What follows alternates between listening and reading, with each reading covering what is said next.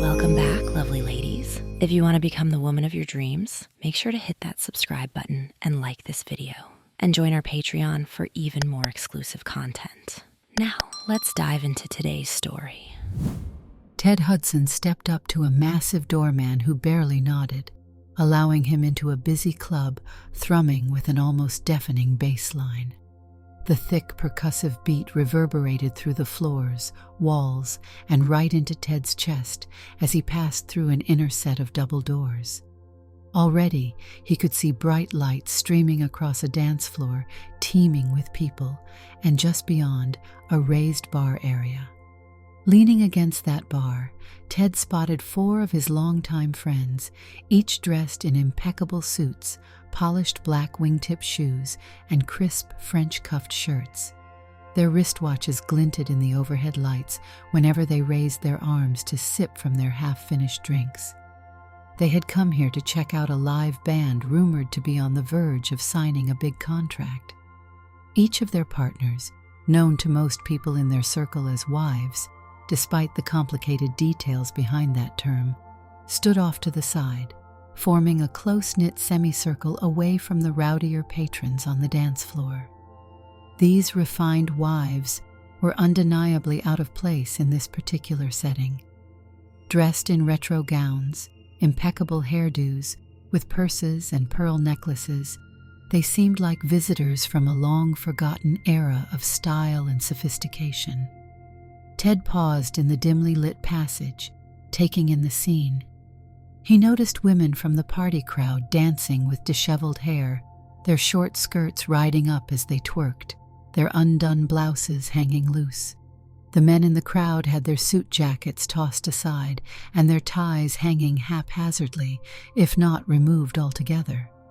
Nearly everyone was in some sort of disarray, stamping across the dance floor in scuffed heels, sometimes removing shoes to dance more energetically.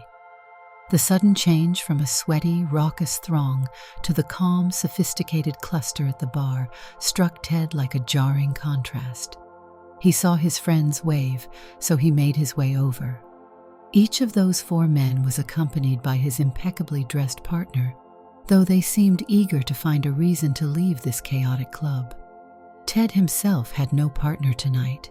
Donna, his companion for the last few years, had chosen to skip the entire outing. Ted expected that. She disliked such rowdy scenes, and he couldn't fault her for it. Even these 4 wives were only there because their respective dates had insisted on hearing the band. None of them looked pleased to be inhaling pot smoke, stale beer fumes, and the thick cloud of cheap perfume that clung to the dancers on the floor. Before Ted could greet his group, he spotted another familiar face weaving through the crowd, carefully dodging couples.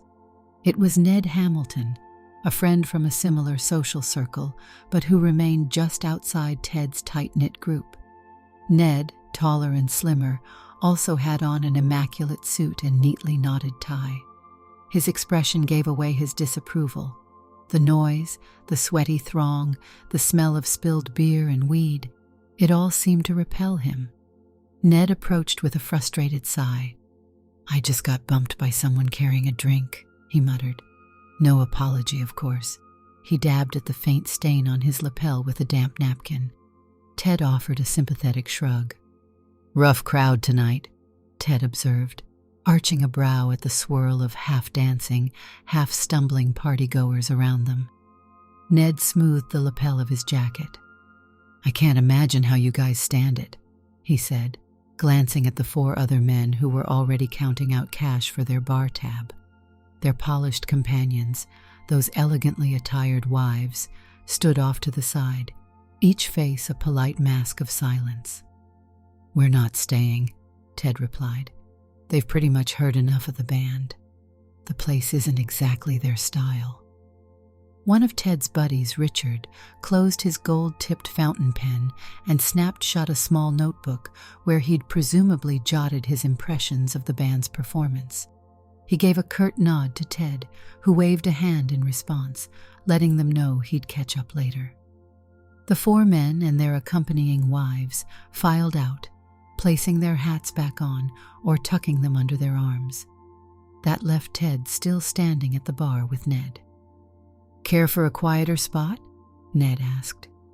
The band, in the middle of a high-energy guitar solo, roared through the speaker system and threatened to overshadow their voices. Ted finished his drink in one last gulp and set the empty glass down. "Oscar's is just a short walk from here," he suggested. Ned gave a tight-lipped grin, adjusting his tie as if trying to rid himself of the faint club odor. "Sounds better than this place. I'll meet you there. Think I'll walk too. I need some fresh air more than anything." Stepping back out onto the sidewalk, Ned drew in a lungful of the crisp evening breeze. Late-night traffic hummed in the distance. Neon lights flickered on the corners, and as Ned made his way toward Oscar's, he wondered how to broach the real topic he wanted to address. He was tired of dancing around it, but he knew it was a delicate discussion.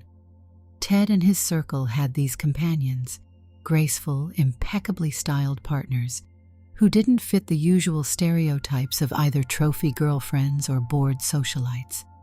And Ned had spent months trying to figure out how to connect with that same possibility. Oscar's was in a revitalized part of town, housed in an older building from Hollywood's golden age. Ned took a moment to appreciate the venerable brick facade and the glow of warm light through the bar's large windows. Inside, a nearly silent hum of jazz filled the softly lit space. The bartender recognized Ned at once, nodding and preparing Ned's usual drink without needing to ask. The presence of a few scattered couples in elegant booths and several business types at the bar provided a subdued, classy ambiance, a stark contrast to the pandemonium they had just left. Ned settled into a cozy booth lined with leather upholstery. After a few minutes of letting his mind quiet, he saw Ted push through the door, exhaling as though grateful to be away from the earlier racket. Ted removed his jacket, sat beside Ned, and accepted a drink from the waiter. "Much better," Ted murmured with a small smile. "That club was too much for me tonight. Maybe I'm just older than I care to admit." Ned picked up his glass. "Takes more energy than I have these days, that's for sure." They clinked glasses in a subtle toast, then sat in silence for a few beats. The low, live jazz punctuated their quiet, building a sense of calm. Finally, Ned cleared his throat. "I wanted to talk to you about something," he began, fiddling with the napkin under his glass. "I've been meaning to bring this up for a while, but I haven't quite known how." Ted tilted his head slightly, studying his friend. "You're still curious about the lifestyle, I take it? The wives, that arrangement we have?" Ned's cheeks warmed. "I've always been direct with you. I've seen you with Donna, seen the others with their partners. It's not just that they're beautiful or well-dressed. There's something more to it. I see the way they carry themselves, their style, their manners, like something from a lost era." Ted glanced at the diminishing ice cubes in his glass. "Yeah, they keep up traditions. Everything from the hair to the vintage dresses, the hats, the gloves. But you know it's more than that, right?" Ned nodded. He tried to pick his words carefully. "I know they're not just any girlfriends, and not always born female. I've put the pieces together." He inhaled slowly. "I'm not some tabloid writer. I'm not here to gossip or judge. I want to know what it takes to get to that point." "You mean to be with someone who doesn't mind wearing an evening gown at all times, with the nails, the hair set, the mannerisms, everything, not to mention the procedures that come with it."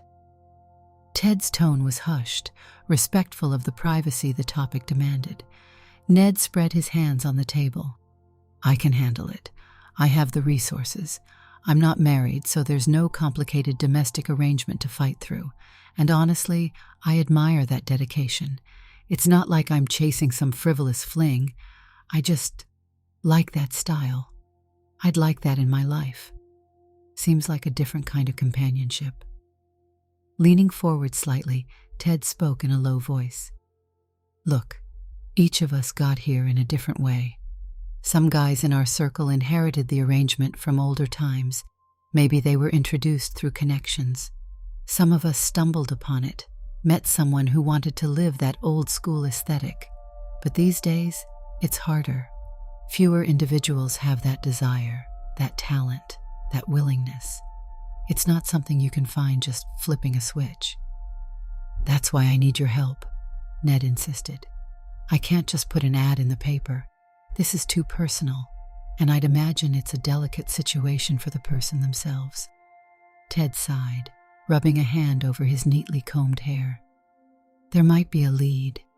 Donna told me about someone she knows from way back. Another person who went to great lengths to refine themselves as an old-fashioned partner. Word is, she's quite something. Someone with the perfect sense of style, posture, and temperament. Ned perked up, gripping the edge of the table. Really? What's the catch? The catch is that if you mess this up, Ted said, eyes locked on Ned's, you won't get a second chance. These are elusive connections, and from what I know, this woman, though born male, has spent years altering everything from her speech to her body, ensuring that no one can tell she wasn't always female. She's had plenty of surgeries, advanced hormone therapy, vocal training, the works. If you meet and you both decide it's not right, that's fine. But if you treat her badly or cause issues, that will get around, and you won't get any more introductions. Ned pressed his lips into a thin line. I understand. I wouldn't want to cause her any harm. I'm serious about this. A moment of consideration passed. Donna said her name is Tim Benson. She's been calling herself by a more classic feminine name, but in legal terms, Tim is still on the documents. People in our circle sometimes help with the final transitions, but that depends on the arrangement. How does one even begin that conversation? Ned asked. It's usually done quietly, Ted explained. You'll probably exchange pictures first. Not casual snapshots, but a formal introduction. Maybe a phone call, a dinner date in a private setting. If she's interested and you're interested, you go from there. But be prepared. This isn't about a fling. She's not just going to move in with you for a couple of weeks. This is a complete life shift. Ned nodded, letting out a breath he felt he'd been holding for months. That's exactly what I'm after. Something with grace and seriousness. Ted offered a small smile of understanding. He gestured for another round of drinks. Well, let's talk details. You'll need a suite or a large space in your home you can dedicate to her. A bedroom done right. An attached bath that matches the style. She'll need frequent salon visits, hair sets, manicures, waxing, all of it. You'll invest in vintage clothes, dresses, lingerie, shoes, hats.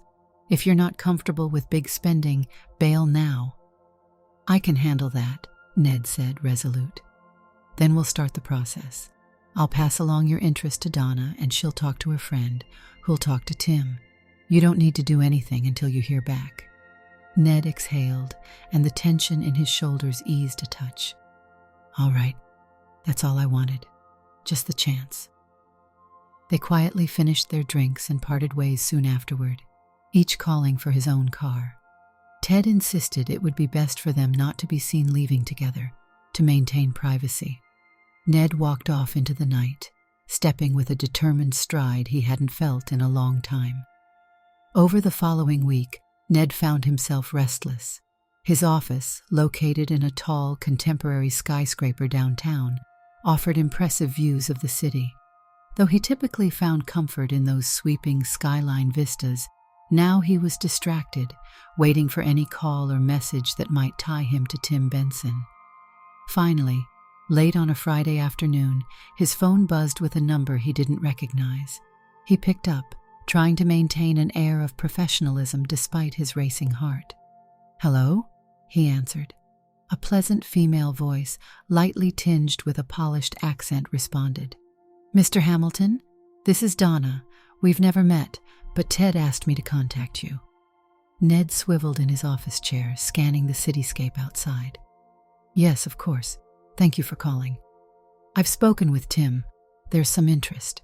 However, Tim would like a photograph and a short personal background from you.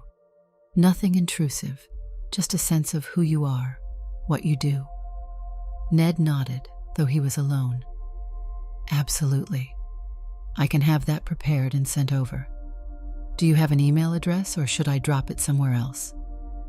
Email is fine, Donna replied. We'd also like a few pictures of your home, just the areas she might occupy. Her biggest concern is discretion and comfort. That makes perfect sense. I'll send pictures of the guest suite, the living room, the rest of the house if needed, Ned offered. Thank you, Mr. Hamilton, Donna said politely. I'll pass them to Tim, and if there's mutual interest, I'll facilitate a call. Ned's voice held a note of optimism. That would be wonderful. He ended the call and immediately set to work. After verifying that no one could peer into his office or question what he was doing, Ned stood by the floor-to-ceiling windows and snapped a tasteful portrait of himself with his phone, ensuring his face and posture looked confident but approachable. Next, he dug through his personal photo archives for images of his home, the sunlit living room with elegant furniture, the sprawling gourmet kitchen, the airy foyer leading to a staircase. However, his guest suite was more functional and bland. He recognized it wouldn't meet the standards Ted had mentioned, so he made a mental note to begin renovations soon if Tim expressed genuine interest. Attaching the images to an email, Ned typed a careful introduction. He provided information about his professional life, his age, early 40s, and his refined interests, reading, art, classical music, and a soft spot for old Hollywood aesthetics. He didn't overshare but tried to convey sincerity. After rereading a dozen times, he hit send. For the next few days, he waited. The following Wednesday, well after dark, Ned's phone lit up with a text from Donna. Tim is interested. Phone call 9 p.m. your time tomorrow. I will connect you both. Ned found himself standing in the middle of his living room at 8:59 the next night, nerves dancing in his stomach. Just as he forced himself to take a slow breath, the phone rang. He answered. Donna's smooth voice greeted him first. Hi, Ned. I've got Tim here on the line, so I'll let you both speak. Seconds later, a softer voice came through, one that seemed delicate, with that refined tone reminiscent of a polished stage actress. Hello, Mr. Hamilton. Please call me Ned, he replied, forcing calm. I'm glad we have this chance to talk. Likewise, Tim said. Donna said you're an acquaintance of Ted's? Ned paced near his white sofa. Yes, though I wouldn't say we're close friends. We share business circles and I've known him for some years. He's told me a bit about you, but I'd prefer to hear more directly, if that's all right. Tim's laugh was a gentle, musical sound. Of course, I'm not quite sure where to begin. You choose, Ned offered. I'd just like to know who you are, your interests, maybe how you've come to enjoy the vintage style Ted mentioned. Tim paused before responding. I was raised by my aunt from a young age. She was old-fashioned, perhaps a relic of mid-century values, if you will. I suppose that shaped me. Over time, I realized that dressing and presenting myself in that refined manner felt like a calling. Not just dresses, but gloves, hats, perfect hair, perfect posture, every detail. As I'm sure Ted told you, I was not born female, but I've done a lot to align my life with this identity. Ned swallowed, his voice lowering. I respect that. Truly. Another small laugh. Donna showed me the pictures of your home. Looks lovely. Thank you.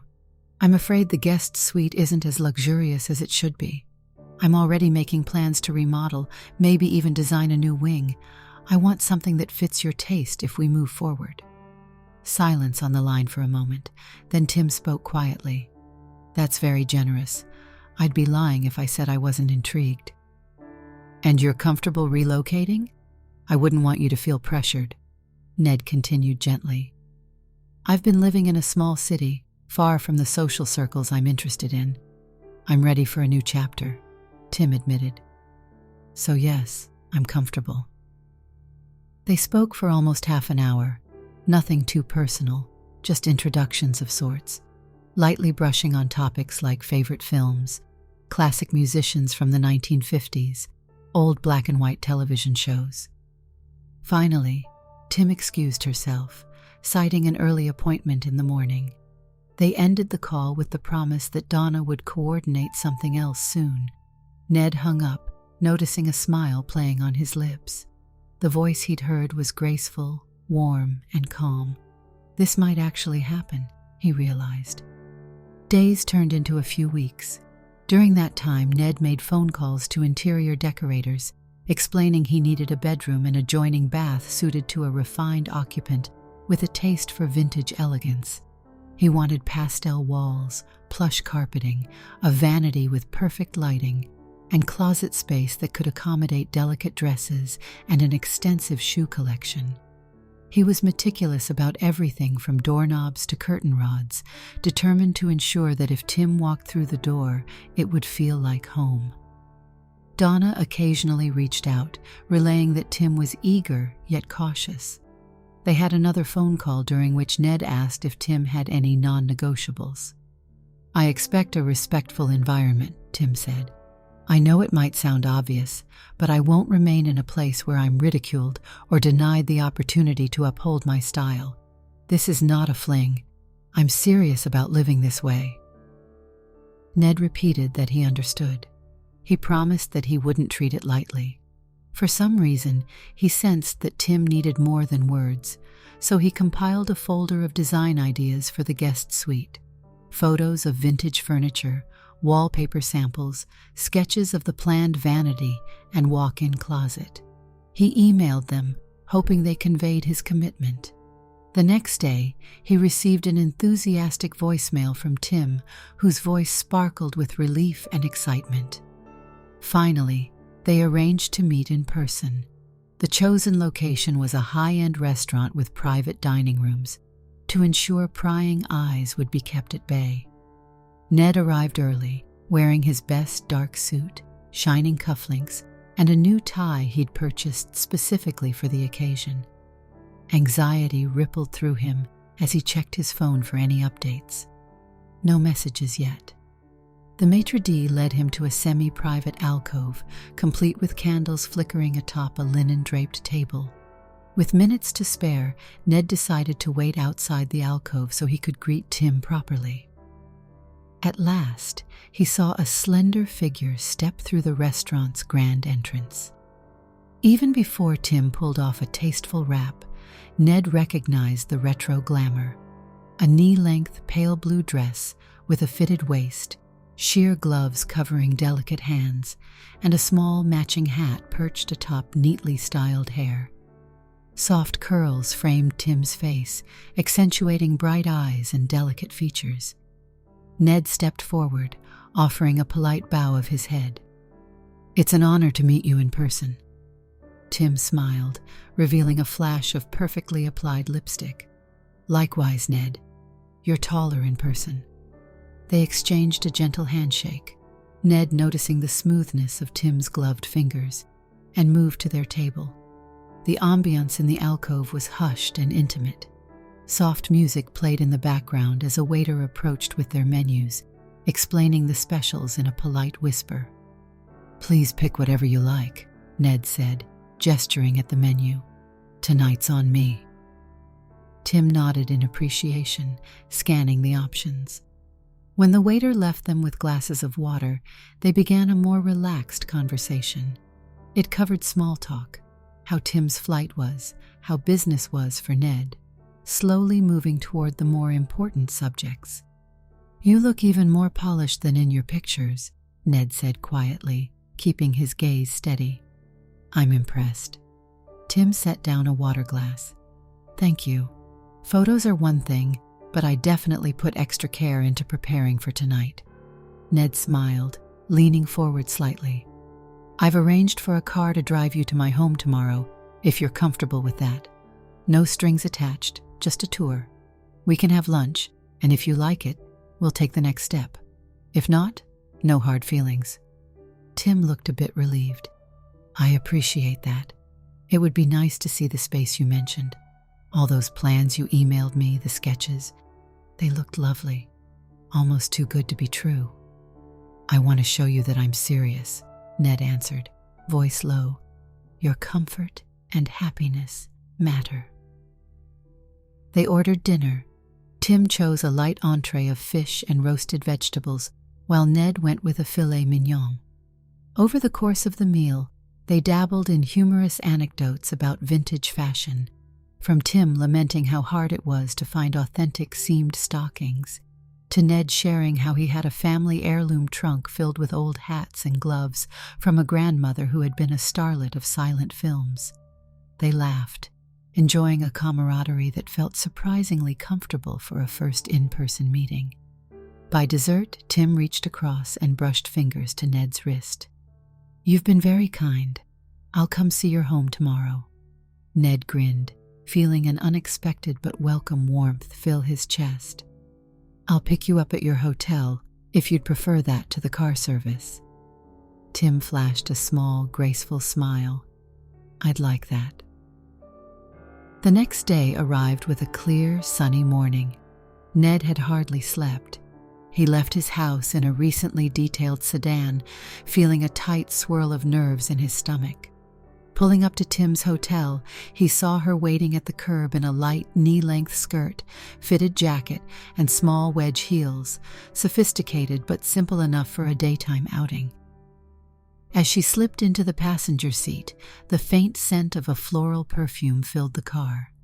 Ned noted the classic lines of her outfit, the tidy waves of her hair pinned back at the sides. "Morning?" he greeted with a grin, trying to keep his voice steady. She returned the smile. "Morning. Perfect weather for a drive." Ned engaged the gas, merging into traffic. The drive took about half an hour, during which they spoke about the city's architecture and compared notes on old theaters that had been restored. Tim's posture was upright, her hands folded on her lap. Even in the car, she exuded an air of composure and studied elegance. At the large gates of Ned's property, Tim's eyes flicked with curiosity. "This is yours? It's lovely." The driveway curved through a manicured lawn shaded by tall oaks.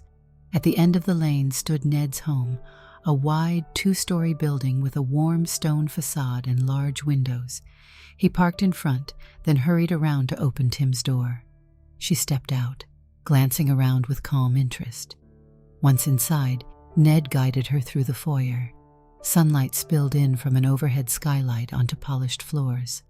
The living room opened to one side, bright with matching sofas and a large fireplace. Tim nodded approvingly at the subtle color palette: creams, soft golds, and hints of pale green.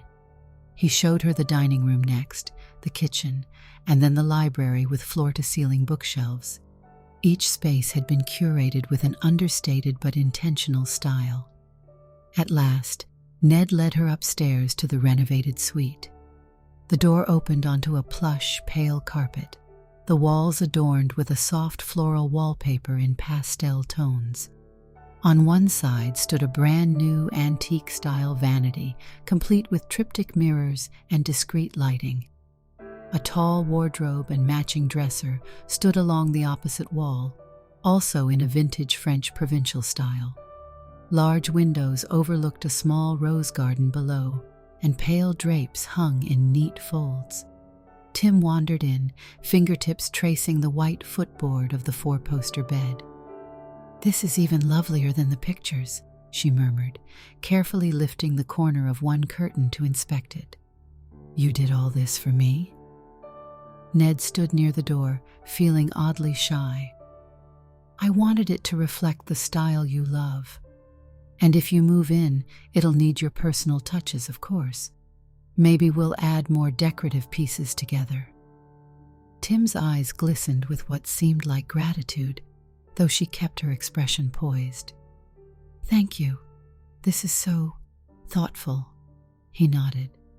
There's a connecting bathroom through that door. Feel free to look around. I'll wait here." A few minutes later, she returned, having peeked at the spacious bathroom with its vintage vanity lights, a large mirror, and marble countertops. Tim gave a slow, appreciative nod. "I could be very happy here," she said at last, her voice quiet. Ned exhaled in relief. "I'm glad. There's no rush, of course. You can take time to decide." But Tim placed a gentle hand on his arm. "I know I can trust you. Ted and Donna both vouched for your character. I'm ready. If you're serious, then yes, I'd like to move in." He caught his breath, registering what this meant. "I'm serious," he whispered. "I'd be honored to have you here." A small moment of silence passed, filled only by the distant hum of the air vents. Then Tim gave a graceful tilt of her head. "Then I'll gather my things at the hotel, and I can be here as soon as tomorrow." Ned's heart thudded in his chest, but he managed a composed answer. "That sounds perfect." True to her word, Tim arrived the next afternoon in a discreet moving van, accompanied by Donna, who had come along for support. Ned met them at the door, greeting Donna warmly. She looked radiant as always, in a fitted skirt suit and matching pumps. Tim had only a few suitcases and some carefully packed boxes, but she handled them with methodical care. As they carried the items up to the new suite, Ned couldn't shake the surreal feeling. This was actually happening. Someone he barely knew a few weeks ago was moving into his home. But the atmosphere felt more hopeful than awkward, like a puzzle piece finding its place. Once the items were settled, Tim thanked Donna, who leaned in for a polite hug. Donna then tapped Ned on the shoulder. "I'll be leaving now. Remember, treat her well," she whispered with a pointed but kind expression. Ned walked Donna out. "Thank you for making all this happen," he said earnestly. She offered a small laugh. "Tim's the one who made it happen. I just pointed you in the right direction. Good luck." With that, Donna departed, and Ned closed the door, a curious new hush falling over the house. In the hallway upstairs, he found Tim unpacking a few items. She had changed into a short-sleeved blouse and a pencil skirt, a casual outfit by her standards. Yet her hair remained perfectly styled, her makeup immaculate.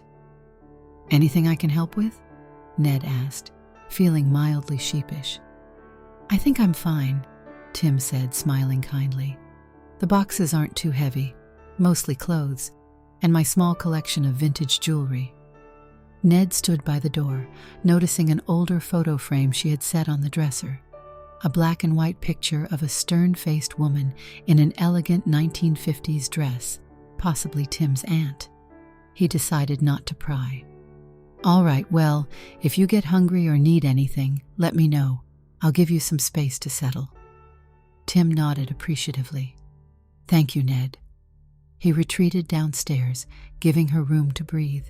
He turned on some quiet, classic music in the living room and poured himself a small brandy, mulling over the surreal shift in his life. The first few days of living together brought them into a cautious but warm rhythm.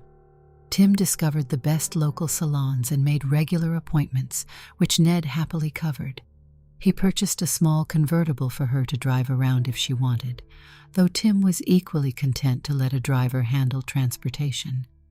They'd share polite dinners in the dining room, talking about the day's events or some snippet of vintage culture that caught Tim's eye. One evening, Tim came downstairs in a simple but elegant house dress, carrying 2 cups of tea on a silver tray. It was an image that stopped Ned in his tracks. The poised figure, the gracious smile. "I thought we could chat in the living room tonight," she said, setting the tray on the coffee table. Ned offered a grateful smile. "That's perfect. Thank you." They settled on opposite ends of the sofa, sipping the fragrant tea. Flickers of a distant memory flared in Ned's mind, some old film in which a picture-perfect hostess glided around serving tea. He had the odd sense that he was living in a daydream, But Tim was no fantasy. She was real, and she carried herself with a calm dignity he found compelling. She studied his expression. "I hope I'm not overdoing it. I know not everyone wants a 1950s routine at home, but this is what I do." Ned felt a twinge of empathy. "I love it. Honestly, that's why I sought you out. It's refreshing in a world full of chaos." She relaxed slightly, her shoulders easing. "Good. I wanted to be sure."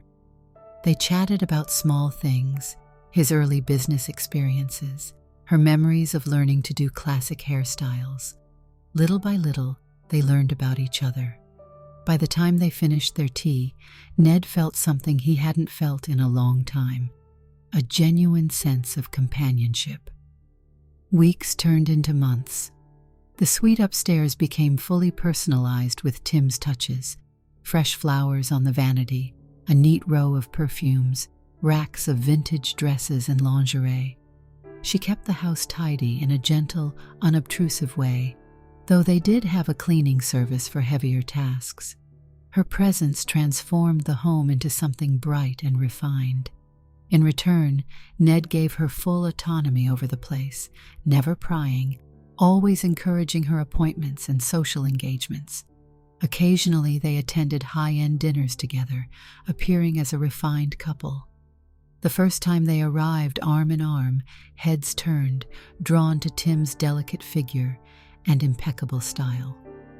One evening, after attending a small cocktail party hosted by one of Ned's colleagues, they arrived home in a chauffeured car. Tim stepped out, smoothing her satin dress, a slight frown creasing her brow. "Something wrong?" Ned asked, guiding her inside. She sighed. "Not exactly. It's hard to be around certain people who make snide remarks. They think this is just a game or a costume. I heard whispers." Ned paused in the foyer, sliding his jacket off. "You don't owe them any explanations. People talk about everything and anything, especially when it's unusual. Unfortunately, that's the world." "I know," she said, voice quiet. "I just hate feeling like the object of their stares." He placed a hand gently on her shoulder. "You have every right to live the way you choose. Let them talk. You're with me, and this is our arrangement. We don't need anyone else's approval." Her eyes held gratitude. "Thank you." He squeezed her hand lightly. "Let's go inside and unwind." They made their way to the living room. Tim slipped off her gloves, setting them on a side table, and pulled off her small pillbox hat. She sank onto the couch with a controlled elegance, though Ned could see the emotional weariness behind her calm expression. After a few moments of companionable silence, Tim looked up. "Do you ever want to formalize this arrangement?" Ned exhaled, crossing one leg over the other. "You mean marriage?" He paused before adding, "I wouldn't rule anything out, but I don't want you to feel rushed." She nodded thoughtfully. "I don't feel rushed, but I'm also aware that in certain social circles, if we were married, people might actually hush up rather than gossip about us being in some strange fling." Ned considered that. "You might be right, but let's keep that conversation on the horizon. We can do it if it feels right for both of us." She didn't push further, and they changed the subject to lighter matters, yet that conversation lingered in Ned's mind. By the time summer rolled around, Tim was well settled in the house, and most of Ned's friends in the circle had met her. Ted and Richard occasionally joked that Ned had joined the club, which, in a sense, he had. Tim bonded easily with Ted's companion, Donna, and the other women in that group who lived similarly. They'd discuss hairstyling secrets, the best places for vintage clothing, and the specialized salons that could handle their beauty routines. Yet despite the friendly gatherings, Ned noticed Tim's preference for calmer evenings at home, free from prying eyes. One hot afternoon, Ned found her in the rose garden, carefully trimming back a few blossoms. She wore a wide sun hat, a short-sleeve blouse tucked into a flared skirt, and simple flats. Upon noticing him approach, she smiled warmly. "Caught me in the garden. I'm still learning about roses, but I love them," she admitted. Ned crouched down beside her. "They look great. I had professionals plant them, but I don't know much about caring for them. I'm glad you've taken an interest." She brushed a bit of soil off her gloves. "It's peaceful." He shaded his eyes from the sun. "I've been thinking. I know you said we should consider formalizing things. If you still want that, we could discuss a ceremony." Tim's heart-shaped face lit with tentative hope. "Really?" Ned nodded. "Yes, if it's what you want. I'd stand by you." She bit her lip softly, her eyes shining. "It would mean a lot. We can keep it private, just among trusted friends. Donna, Ted, a few others we trust. I'd feel more secure that way." He reached for her hand and squeezed. "Then that's what we'll do." Planning a quiet ceremony took more effort than Ned anticipated, mainly because of the legal aspects. Tim's documents still bore the name Tim, though she was in the middle of changing it. Ultimately, they decided to handle the paperwork first in a small setting at the courthouse, and later that evening, host a formal celebration at the house. Donna and Ted would be the witnesses, along with a couple from Ted's circle who shared a similar arrangement. Everyone involved was well aware that it was a deeply personal step for Tim to stand before them and publicly affirm her identity and role as Ned's partner. A few days before the ceremony, Ned found Tim at her vanity in the upstairs suite, meticulously setting a row of pearl pins in her hair. She caught his eye in the mirror and smiled. "You're not supposed to see me preparing for the wedding, are you?" she teased lightly. He chuckled, stepping into the room. "Isn't that only on the day of? Besides, you look radiant all the time anyway." She turned on the small stool to face him. "I just wanted to say, thank you for understanding. This is a big deal to me, beyond just a ceremony." He nodded. "I know. You're making a big change for us, for your life. I'm aware of what it means." Her voice softened. "It took me a long time to figure out that I could be something more refined than what I was assigned to be. That I could have a place where I could wear these clothes, style my hair, move in these circles, and not be looked down upon by the one closest to me." He reached out, took her hand. "I admire your poise. You carry yourself with so much grace." A flicker of emotion passed over her face. "You've given me the space to express it." They exchanged a gentle look. No more words seemed necessary. The day of the ceremony arrived. It was a mild afternoon with a pleasant breeze, the skies a gentle blue. Ned and Tim arrived at the modest courthouse, accompanied by Donna and Ted. Despite the subdued surroundings, Tim wore a classic off-white suit dress, with a small veil clipped neatly into her hair, reminiscent of 1950s bridal fashion. Donna stood beside her in a pale pink outfit, while the men wore tailored charcoal suits. The legal portion was simple. They signed paperwork in a quiet office, and the official recognized the union under both of their legal names, pending Tim's ongoing name change paperwork. Ted gave Ned a meaningful nod, and Donna squeezed Tim's hand. There were few words spoken, just enough to mark the significance of the moment. Afterward, they stepped back out into the sunlight, the hush of the small courtyard contrasting with the city's distant buzz. Tim let out a calm breath, meeting Ned's gaze. "Now we make it official among our friends," she murmured. Ned gently guided her to the waiting car. "Yes, let's celebrate." They returned to Ned's home, where a handful of guests awaited them for a more ceremonial exchange of vows. The living room had been rearranged to accommodate the small group. An arch of white flowers stood near the fireplace, and soft classical music played from hidden speakers. One by one, their guests, mainly from the same refined circle, offered congratulatory embraces. The ceremony was short. Tim and Ned stood under the flower arch, sharing personal words they had penned. Tim's voice never wavered, though her eyes gleamed with emotion. Ned's vow was simple, but from the heart, acknowledging her dedication, her style, and the warmth she brought to the home he once occupied alone. Finally, they exchanged modest gold bands. Applause and gentle smiles followed. The group then moved to the dining room for a catered dinner. Tim had changed into a slightly more relaxed evening dress, still vintage in design, while Ned opted to loosen his tie, though he remained in formal attire. Soft chatter and clinking silverware filled the air. Donna raised a toast, speaking of how she once worried Tim might never find someone who valued the world she represented. But here they were, forging a new life together. Tim bowed her head in thanks. "Your friendship means everything," she told Donna. "And of course, thank you all for being here." The night concluded with quiet music, a gentle swirl of dancing in the living room, and a swirl of goodbyes.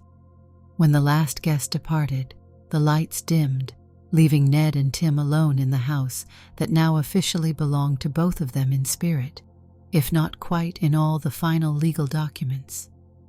They looked at each other, a hint of fatigue mingling with relief. "You want some tea?" Tim asked softly. Ned nodded. "I'll help you brew it."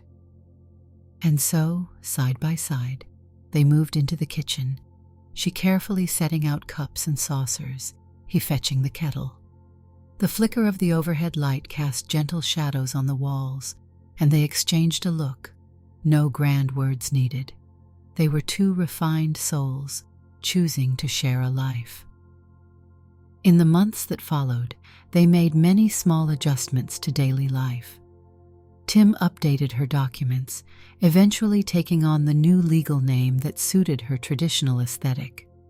They quietly spread the news of their private ceremony to the wider circle of acquaintances, most of whom responded with polite nods and mild surprise. Occasionally, they attended exclusive events, always arriving in coordinated vintage-inspired outfits. Tim's presence never failed to turn heads, but with a wedding band around her finger, she now moved through those gatherings with even greater confidence. At home, Ned reveled in a sense of calm he had never felt before. The house seemed brighter, consistently filled with the faint echoes of classical music or the subtle fragrance of fresh flowers. Tim organized a small sewing corner in a spare room where she worked on adjusting and embellishing her dresses. Ned, in turn, renovated an old library so that he and Tim could enjoy reading classic literature together in the evenings. One weekend, as they sat on the back terrace overlooking the rose garden, Ted and Donna dropped by for a visit. Donna wore a delicate mint green dress, and Ted, ever the classic gentleman, arrived in a crisp gray suit. They came bearing a housewarming gift for the newlyweds, a vintage silver tea set. Tim lit up at the sight of it, marveling at the intricate floral etchings and elegant handles. After setting it inside, they all gathered around a small outdoor table. Donna leaned in, looking Tim over approvingly. "You're glowing these days," she said, genuine affection in her tone. Tim smiled. "I'm happier than I thought possible." Ted clapped Ned on the shoulder. "So, how do you like being married, old friend?" Ned gave a faint grin. "Honestly, it's better than I expected. Feels natural." They shared stories about their daily routines, the social engagements they'd attended. Periodically, Tim and Donna exchanged tips about hairstyling or a new vintage boutique that had opened downtown. The afternoon slipped by with easy laughter, reminiscent of a simpler era. As time advanced, Tim and Ned navigated the usual bumps of any household. Tim sometimes got frustrated when deliveries arrived too late, or when local tailors failed to grasp the importance of precisely tailored dresses. Ned sometimes grew exasperated with aspects of his business that demanded long hours at the office, leaving him less time at home. But whenever they converged in the house at day's end, Tim ascending the stairs with a light patter of heels, Ned loosening his tie in the foyer, they found solace in each other's presence. Their circle of acquaintances expanded as well, though discreetly. Word spread of Ned's wife, a poised, vintage-loving woman who occasionally vanished into the exclusive salons of the city. A few curious individuals tried to glean details, but Ned and Tim maintained a respectful boundary, revealing only what they chose. One late evening, Ned returned from a business trip. Tim awaited him in the foyer, wearing a silk dressing gown and holding a single lit candle on a polished brass holder. She'd switched off the main lights, giving the entrance a cozy glow. "Welcome home," she said softly. He set down his briefcase and slipped off his shoes. "Thank you. Sorry it's so late." She stepped closer, brushing a few stray hairs from his forehead. "I don't mind. I'd rather greet you like this than not at all." His gaze lingered on her delicate features, the soft wave of her hair. "I've never been more certain we did the right thing." Tim nodded, a calm smile on her lips. "Me too." And they climbed the stairs together, candlelight leading the way. One day, a phone call came from an unknown number. Ned answered in his office, somewhat surprised to hear the voice of a business acquaintance from another firm. The man had heard about Ned's arrangement and confessed that he, too, was interested in something along the same lines. He asked if Ned might be able to introduce him to others or point him toward a similar path. Ned was silent for a moment, recalling how he had once asked Ted for exactly the same assistance. "I'll see what I can do," Ned answered eventually. "But this isn't something you can buy or order. It involves trust, respect, and mutual understanding." He gave the man a measured explanation, offering no promises. After the call, Ned reclined in his office chair, reflecting on how the roles had reversed. He was now the one holding the key to a carefully guarded circle. He also realized just how lucky he had been.